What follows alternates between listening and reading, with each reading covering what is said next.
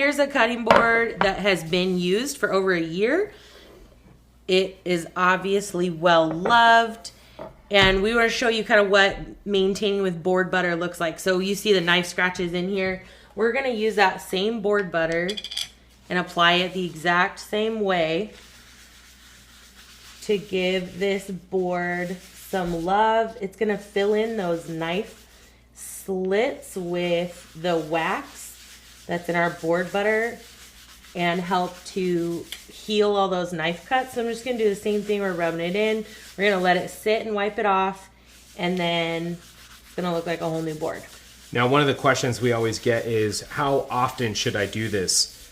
And really the best way to know is if the water, when you go to wash your cutting board, if the water is soaking into the board, then you know it's time to put the cutting board on it.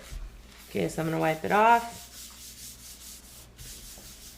Okay, so now our board butter is all filled in. All those knife marks are reconditioned, and you're just gonna set your board up again, let it sit for a few hours before you use it again.